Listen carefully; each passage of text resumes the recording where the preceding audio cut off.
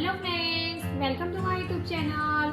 તો આજકાલની લાઈફસ્ટાઈલમાં ઘણા બધા લોકો એસિડિટીથી અને પિત્તથી પીડાતા હોય છે. તો આ તમારી સમસ્યાને જડ મૂળથી દૂર કરે તેના માટે હું તમારી સાથે એક સરસ મજાની રેસીપી લઈને આવી છું, જેને તમે ગ્રેપ્સ જ્યુસ પણ કહી શકો છો, જામ પણ કહી શકો છો અથવા તો શરબત પણ કહી શકો છો. અને અત્યારે શિયાળામાં જે છે તે ગ્રેપ્સ ખૂબ જ મળતી હોય છે. તો ચાલો આપણે શરૂઆત કરીએ ગ્રેપ્સ જ્યુસ બનાવવાનું. એના માટે મેં અત્યારે 1 કપના માપથી લીલી દ્રાક્ષ લીધી છે. આપણે જે ઓછી ખાતી હોય એવી જ દ્રાક્ષ પસંદ કરવાની છે. ત્યાર પછી એ જ કપના માપથી મેં અડધી ખરી સાકર લીધી છે. આપણે સાકર જ લેવી જરૂરી છે, કારણ કે સાકર એ એસિડિટીને ઠંડક આપે છે. તો જે માપથી મેં દ્રાક્ષ લીધી છે એ જ માપથી મેં અડધી સાકર લીધી છે. ત્યાર પછી મેં 1 નંગ લીંબુ લીધું છે. ત્યાર પછી સોલ્ટ છે અને સંચર પાવડર છે. તો ચાલો આપણે શરૂઆત કરીએ ગ્રેપ્સ જ્યુસ બનાવવાનું. તો હવે આપણે રેસીપીની શરૂઆત કરીએ. તો સૌથી પહેલા મેં ગેસ ઉપર એક કઢાઈ લીધી છે. ત્યાર પછી આ જે ગ્રેપ્સ છે તે આપણે કઢાઈમાં એડ કરીશું.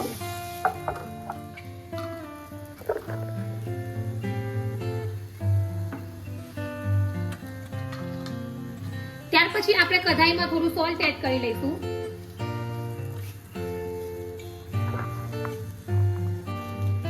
અને હવે આપણે આ જે ગ્રેપ્સ છે તેને સતત હલાવતા જ રહેવાનું છે. એટલે કે અત્યારે ગ્રેપ્સનો જે કલર છે તે ગ્રીન છે, તો આપણી જે ગ્રેપ્સ છે તે પીળાશ પડતી ન થઈ જાય ત્યાં સુધી આપણે એને સતત હલાવતા રહીશું. આપણી જે ગ્રેપ્સ છે તે થોડી પીળી થઈ જાય ત્યાં સુધી આપણે એને આ જ રીતે સતત હલાવતા રહેવાનું છે. અને ગેસની ફ્લેમ આપણે મીડિયમ જ રાખવાની છે.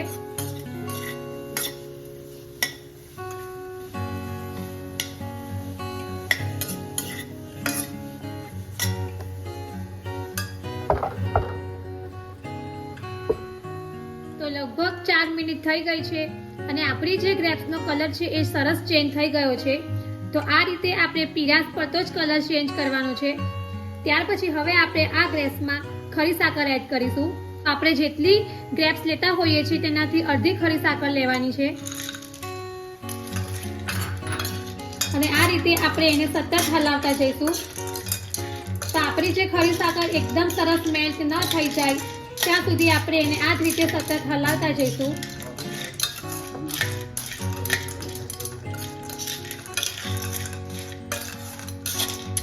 તો અત્યારે આપણે આ જે ખરી સાકર એડ કરી છે તે એકદમ સરસ મેલ્ટ કરવાની છે.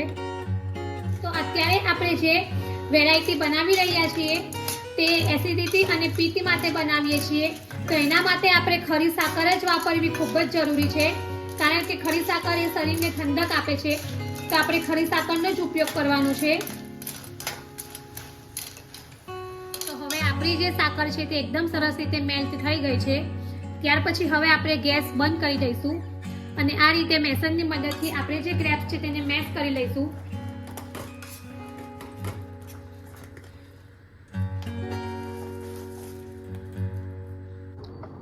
તો હવે મેં આ રીતે મેસરથી થોડી મેશ કરી લીધી છે. ત્યાર પછી હવે આપણે મિક્સર જારમાં એને ક્રશ કરી લઈશું. તો હવે આપણે આને મિક્સર જારમાં ક્રશ કરી લઈશું. તો આ રીતે આપણે જે જ્યુસ છે એને ક્રશ કરી લીધું છે. ત્યાર પછી હવે એને આપણે આ રીતે ચાળણીમાં ગાળી લઈશું.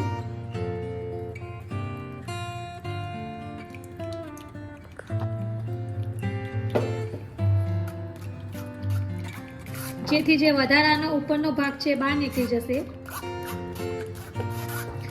અને આ જે વધારાનો ભાગ છે તેને પણ તમે જ્યુસમાં બનાવીને ઉપયોગમાં લઈ શકો છો.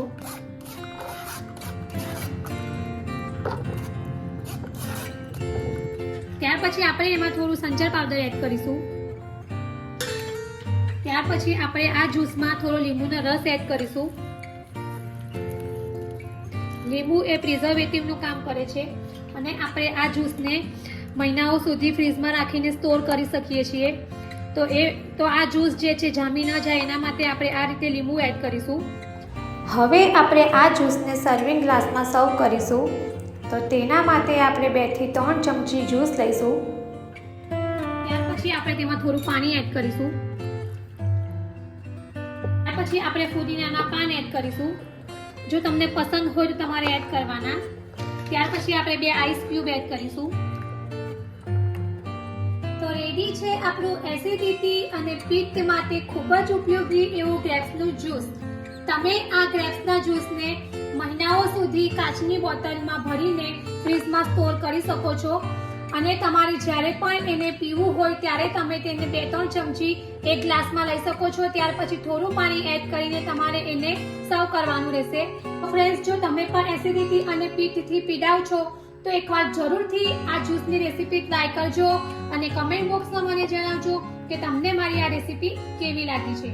તમને મારી આ ગ્રેપ્સની જ્યુસની રેસીપી પસંદ આવી હોય તો મારી ચેનલને લાઈક અને શેર જરૂરથી કરજો અને આવી જ બીજી નવી રેસીપીઓ જાણવા માટે મારી ચેનલને સબસ્ક્રાઇબ કરવાનું ભૂલતા નહીં. તો ફરી પાછા આવા જ નવા વિડીયો સાથે મળીશું. ત્યાં સુધી bye bye and thank you for watching my video.